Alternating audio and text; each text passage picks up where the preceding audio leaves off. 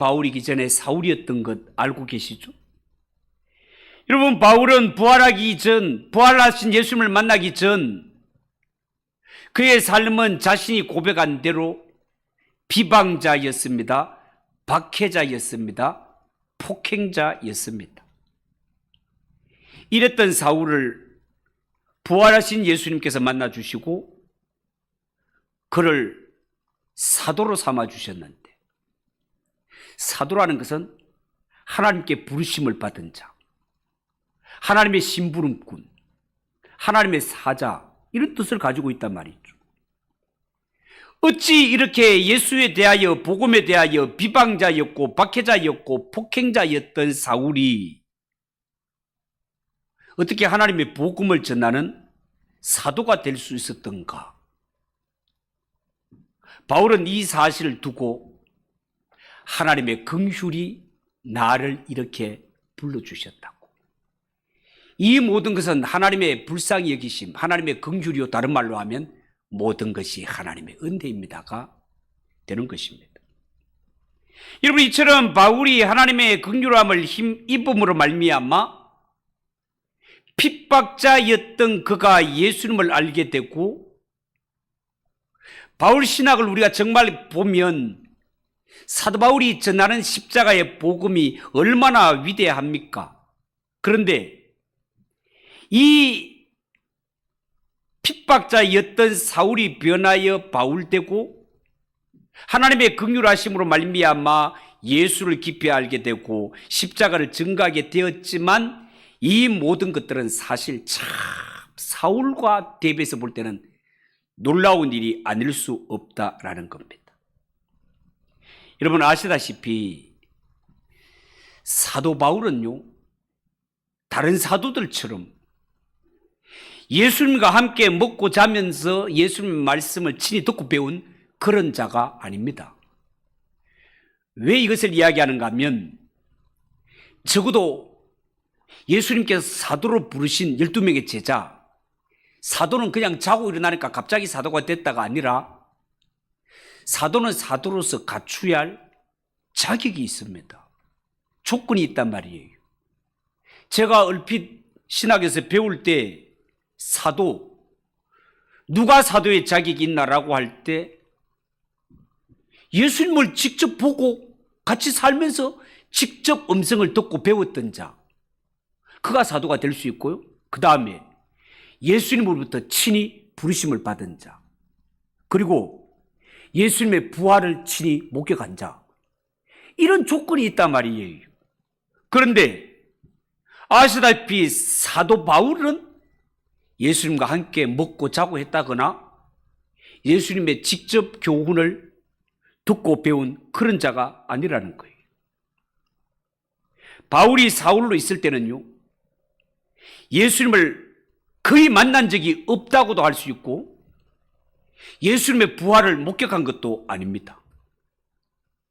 그랬던 이 사울이 어떻게 복음을 알게 되고 어쩌면 이렇게 이후에 볼 때 십자가의 진리를 이렇게 깊이 깨달아 남들에게 증거할 수 있는지, 이게 뭐지? 라는 생각이 들 만큼 이 사도 바울을 볼 때는 신비한 일이 하나둘이 아니라는 것입니다. 이렇게 사울이었던 그가 바울이 되어 이렇게 예수 그리스도를 깊이 알고 이 복음의 진리를 이렇게 깊이 전할 수 있는 것은 그가 누구에게 설득을 당한 것이 아니고, 보니까 하나님의 지혜가, 하나님의 능력이 역사한 결과로 밖에 볼 수 있는 다른 이유를 찾지 못하겠다는 거예요. 그래서 우리는 하나님께, 하나님, 우리에게는 왜 바울에게 역사했던 것처럼 왜 우리에게는 그렇게 역사하지 않는 것입니까? 만약에 하나님께서 사울에게 역사하여서 바울이 되게 하는 이런 모습으로 역사하셨다면 우리도 예수님을 좀 더 잘 믿을 수 있었던 것 아니겠습니까? 왜 우리에게는 그렇게 안 하셨습니까? 이런 생각이 불쑥불쑥 들 때가 있단 말이죠. 여러분, 바울은 아시다시피 그가 사울로 있을 때 예수를 믿고 복음을 믿으려고 하는 이러한 자들, 예수 믿는 자를 붙잡아 핍박하고 옥에 가두기 위해서 다메섹 도상에 다메섹으로 가다가 길 위에서 부활하신 예수님을 경험하게 됩니다. 하늘에서 강력한 빛을 체험하게 되죠. 그 빛 가운데서 음성이 들려오기를, 사울아 사울아 네가 어찌하여 나를 박해하느냐. 예수님의 음성을 듣게 됩니다. 그러고 나서 예수님께 순종하게 되고, 누구보다가도 더 깊은 십자가의 복음을 깨달아 이 복음을 전하는 자로 거듭나게 됩니다. 여러분, 만약에 하나님께서 사울에게 역사하신 이러한 방법으로 모든 사람에게 십자가 복음을 알게 한다면 어떻겠습니까? 하나님이 택하시고 부르신 백성들에게 어느 날 갑자기 하늘에서 빛이 비치는 것을 경험하게 하시고, 예수님의 음성을 듣게 하시고, 성령의 역사하심으로 이 십자가 은혜를 깨닫고 믿게 하신다면 복음을 전하면서 그렇게 많은 박해와 고난을 안 당해도 되는 것 아니겠습니까? 여러분, 이처럼 하나님이 일하시는 방법은 우리가 육신의 눈으로 볼 때 하나님의 사용하시는 방법은 전혀 합리적인 것 같지도 아니하고 효율적인 것 같지도 않게 여겨질 수도 있습니다. 성경은 이러한 하나님의 방법이 불신자들이 볼 때는 어리석고 미련하게 느껴진다라고 그렇게 말씀하였습니다. 그러나 세상 사람들이 볼 때 미련하고 어리석어 보이는 이것이 예수 그리스도의 모습이고 이것이 십자가의 모습이라는 것입니다. 사도 바울은 이렇게 남들이 어리석게 여기고 미련하게 여기기 쉬운 예수 그리스도, 그분이 지신 십자가야말로 하나님의 지혜요 하나님의 능력이라고 그렇게 증거하고 있단 말이죠. 여러분, 사도 바울은 22절에서 24절에 보면 유대인은 표적을 구하고 헬라인은 지혜를 찾으나 우리는 십자가에 못 박힌 그리스도를 전하니 유대인에게는 끓기는 것이고 이방인에게는 미련한 것이로되 오직 부르심을 받은 자들에게는 유대인이나 헬라인이나 그리스도는 하나님의 능력이요 하나님의 지혜다, 그렇게 증거하고 있습니다. 여러분, 도대체 사도 바울은 예수 그리스도에게서 무엇을 보았고 무엇을 경험했기에 이 예수 그리스도야말로 하나님의 능력이요 하나님의 지혜라고 이렇게 담대하게 증거할 수 있는 걸까요? 분명히 말씀드렸지만 바울은 예수님을 살아생전 만난 적이 없습니다. 예수님의 부활을 친히 목격한 것도 아닙니다. 단지 예수 믿는 자들 핍박하고 옥에 가두기 위해서 다메섹으로 가다가 빛 가운데서 부활하신 예수님의 음성을 들은 것이 전부입니다. 자, 그러면 이 사도 바울이 어느 날 각중에 하늘에서 빛을 보고 음성을 들었다는 이 특별한 체험, 이 특별한 체험을 근거로 해가지고 그리스도는 하나님의 능력과 지혜다라고 고백을 하는 걸까요? 만약에 바울이 이처럼 특별한 체험을 근거로 하나님을 신앙하고 그리스도를 하나님의 능력으로 고백했다면 그것은요, 바울에게 있어서는 과거의 경험이 신앙의 힘이고 나의 전부라는 의미가 될 것입니다. 과거의 경험이 현재를 살아가는 힘의 원천이 된다는 거죠. 그러면 바울에게 예수님은 과거의 특별한 체험으로만 존재할 뿐 현재의 삶과는 무관한 것이 되어버리고, 이것은 사실 기독교 신앙과는 바람직한 신앙이라고 볼 수는 없는 것입니다. 그리고 유대인은 표적을 구하고 헬라인은 지혜를 찾는다. 자, 그렇게 말씀했는데요, 이 말씀은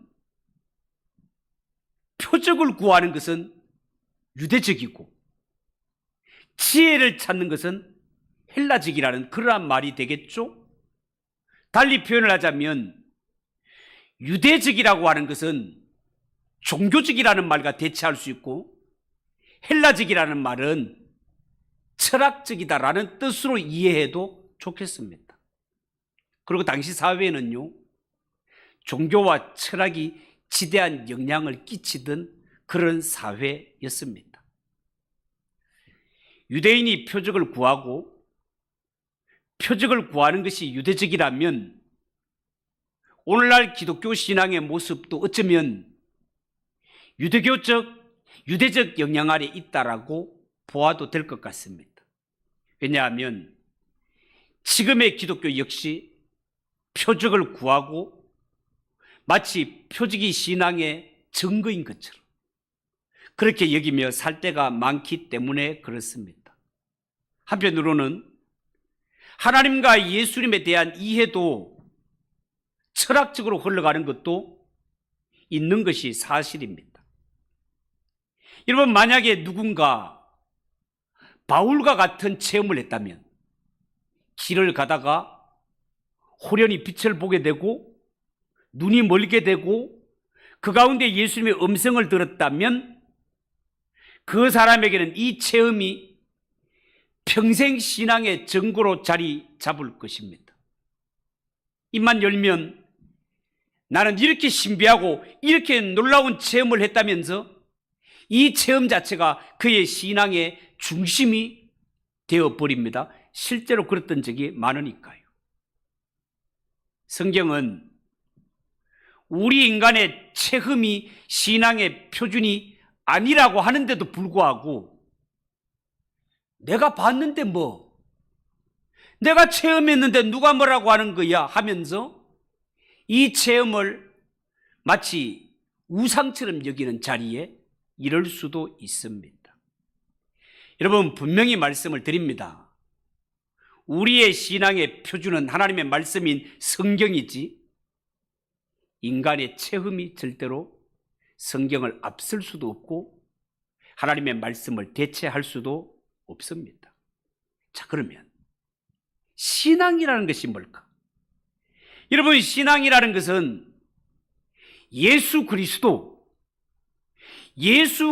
이분이 곧 하나님의 능력이요 지혜임을 믿는 것입니다.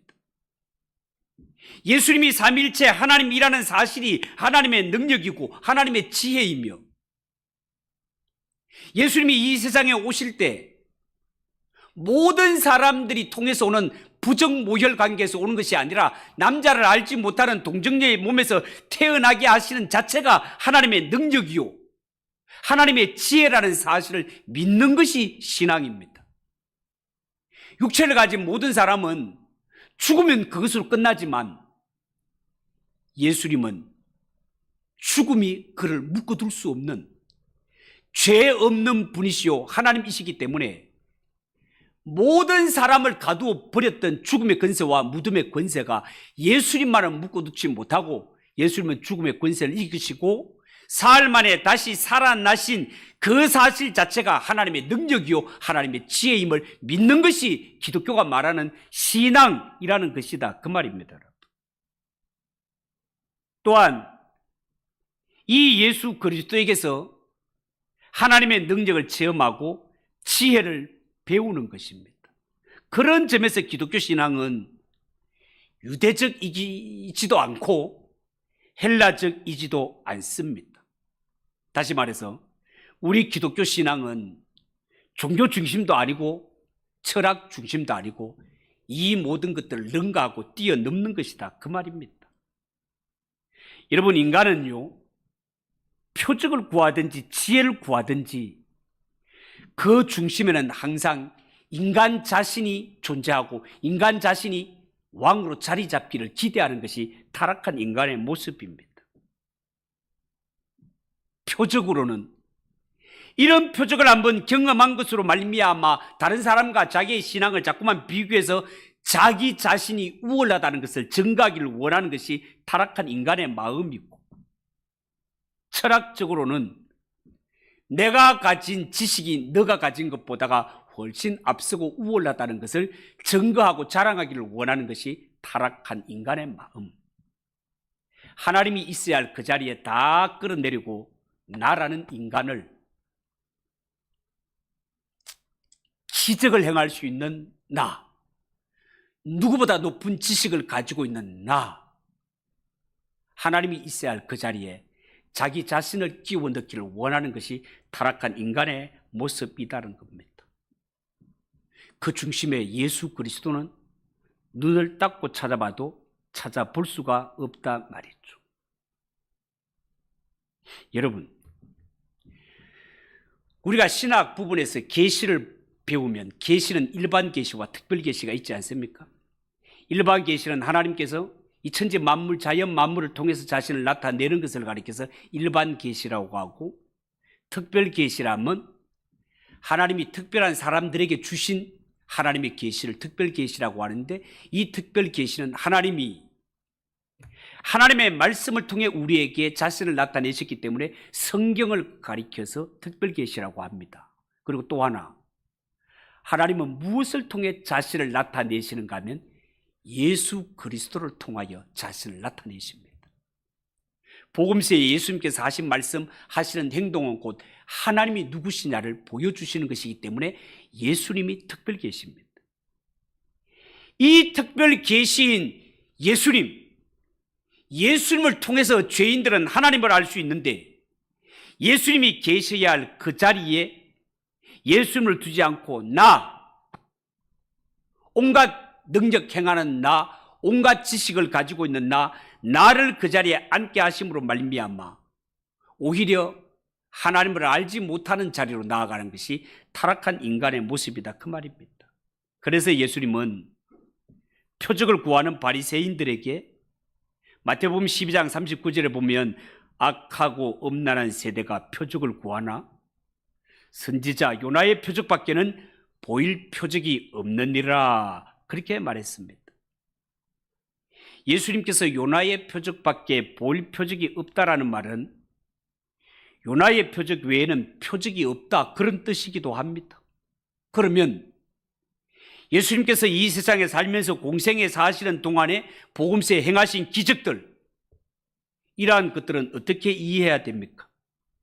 복음서에는 예수님께서 행하신 기적들이 가득하지 않습니까? 귀신을 쫓아내고 중풍병자, 소경된 자, 문둥병자, 안전병이 수많은 환자들의 병을 고쳐주셨고, 오병이어를 행하시고 풍랑을 잠잠케 하신 이러한 초자연적인 역사도 예수님께 행하지 않으셨습니까? 그런데 예수님 친히 말씀하시기를 요나의 표적밖에 보일 표적이 없다라고 했다면 예수님이 행하신 기적들이 기적이 아니라는 뜻입니까? 예수님이 행하신 기적을 스스로 부인하는 이런 꼴이 되는 것입니까? 그렇지 않습니다. 왜냐하면 예수님이 행하신 모든 기적들은 요나의 표적으로 통해 드러나기 때문에 그렇습니다. 예수님이 행하신 모든 기적의 의미, 요나의 표적을 통해서 드러난단 말이에요. 여러분, 예수님이 행하신 이 표적, 요나의 표적이 뭡니까? 사흘 동안 물고기 뱃속에 들어갔다가 살아서 나온 사건 아닙니까? 예수님의 부활을 의미하는 이야기단 말이죠. 예수님이 행하신 이 모든 표적은, 요나의 표적, 예수님의 부활로 집중되고 있다, 그 말입니다, 여러분. 예수님이 하나님이시며 죽음의 권세를 이기시고 죽음의 권세를 이기는 것보다 더 큰 표적이 어디에 있겠습니까? 이 요나의 표적 앞에는 다른 표적들은 표적이라 할 수도 없을 만큼 이 모든 표적은 요나의 표적으로 집결되고 있다, 그 말이에요. 예수님이 죽음의 권세를 이기시고 다시 사신 이 사건 말입니다.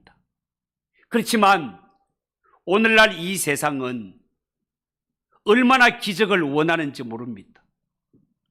혹시 병에서 낫는 기적을 내가 체험했으면 좋겠다. 어떤 분은 복권에 당첨되는 이러한 일들이 있었으면 좋겠다. 실제로 제가 신학교 다닐 때 기숙사에서 보니까 복권 안고 기도하는 전도사님 본 적이 있어요. 얼마나 개척교회가 힘들고 빚에 시달렸으면 그렇게 하나 싶은 마음도 들었지만 복권을 안고 기도하는 사람을 본 적도 있습니다. 여러분, 이 모든 인간이 원하는 기적은 생존과 관련된 이런 일입니다. 그런데 정말 우리가 기적 중에 기적은 죽어도 다시 사시는 생명을 가진 예수 그리스도야말로 기적과 표적의 본질이시고, 그 예수님을 내 마음속에 모심으로 말미암아 예수 생명, 내 생명됨을 믿고 살아가는 그 예수 그리스도를 모신 심령보다 더 놀라운 능력이 없음을 믿으시기 바랍니다. 24절을 한번 보십시오. 오직 부르심을 받은 자들에게는 유대인이나 헬라인이나 그리스도는 하나님의 능력이요 하나님의 지혜니라, 그렇게 말했습니다. 여러분, 이 말씀에 의하면 오직 하나님으로부터 부르심을 받은 자, 그들은 유대인이나 헬라인이나 십자가의 도를 듣게 되면 이 십자가의 도야말로 하나님의 능력이요 지혜라는 사실을 아멘하고 고백할 수밖에 없다, 그 말입니다. 누구가 그렇게 아멘이 된다고요? 하나님의 부르심을 받은 자. 하나님의 부르심을 받지 못한 자들은 똑같은 십자가의 도, 예수님의 고난과 십자가의 죽음을 이야기할 때, 야, 지 죽음도 해결하지 못한 자를 믿고 구원 달라고 예수 믿냐? 아이고 미련한 것들아. 누가 그렇게 생각한단 말입니까? 하나님께 부름받지 못한 자들, 멸망받을 자들은 그렇게 여깁니다. 그러나 유대인이나 헬라인이나 하나님께 부름을 받은 자들은 이 십자가의 도와 딱 부딪히게 될 때 이 십자가의 도야말로 하나님의 지혜구나, 하나님의 능력이구나에 아멘이 될 수밖에 없고 거기에 거꾸로 질 수밖에 없다는 것입니다. 그러면 진짜 중요한 것은 하나님의 부르심 아닙니까? 왜 우리 인간에게는 하나님의 부르심이 하나님의 능력이 되고 하나님의 지혜가 되는 것입니까? 그것은 이 세상에 존재하는 어떤 인간이라도 하나님이 불러주시지 않으면, 예수가 누군지 알 수도 없고, 예수님이 십자가 지신 의미도 알 수 없고, 하나님이 불러주시지 않으면 죄사함의 길도 없고, 이 세상 수많은 사람들, 똑똑한 사람도 많고 잘 나가는 사람도 많은데 이 십자가의 도 앞에 아멘 할 수 있는 것은 기적을 행한다고 되는 것도 아니고, 선한 일을 많이 행했다고 되는 것도 아니고, 이 세상에 박사학위를 몇 개 가졌다고 되는 것이 아니라 오직 하나님의 선택받은 자, 하나님께로 부르심을 받은 자, 그 자만이 십자가의 도에 부딪히게 될 때 하나님의 아들이신 예수님이 우리를 구원하기 위해 이 세상에 오셨대. 아멘. 그분이 동정녀의 몸에서 태어나셨대. 왜냐하면 부정모율로 태어나면 자기도 죄인이니까. 죄인은 죄인을 구원할 수 없으니까 하나님 앞에 거룩하고 깨끗한 몸으로 오시기 위해서 동정녀의 몸으로 오셨대. 아멘. 그분이 나를 대신하여 십자가에 못 박혀 죽으셨대. 아멘. 그분이 죽으셨다가 죽음으로 끝난 것이 아니라 다시 살아나서 부활하셨어. 이 부활하신 생명을 믿는 자들에게 똑같이 나누어 주신대. 아멘. 누구가 이 복음 앞에, 이 십자가의 도 앞에 아멘이 된다고요? 하나님 앞에 부르심을 받은 자, 그가 오직 아멘이 된다, 그 말입니다. 여러분, 예수님이 하나님의 아들이심을 믿습니까?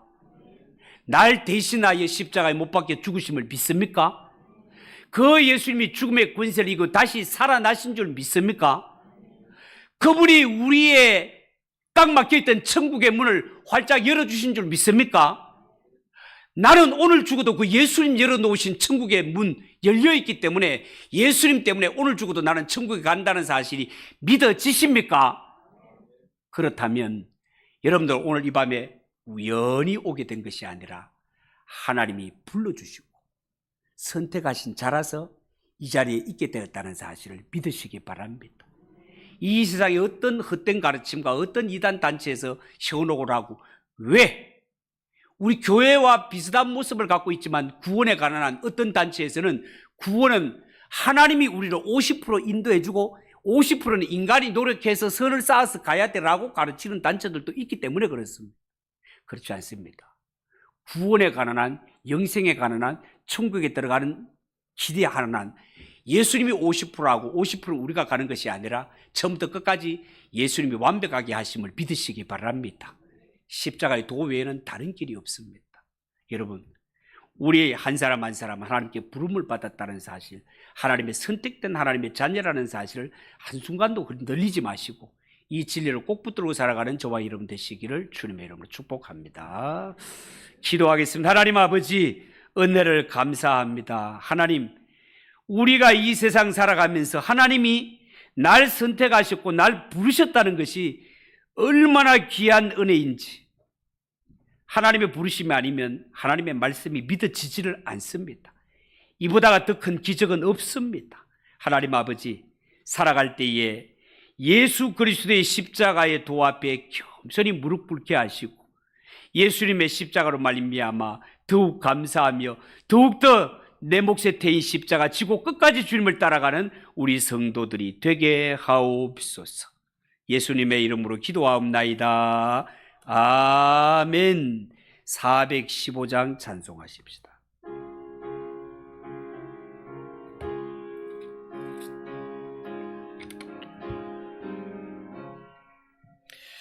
십자가 그늘 아래 나 쉬기 원하네.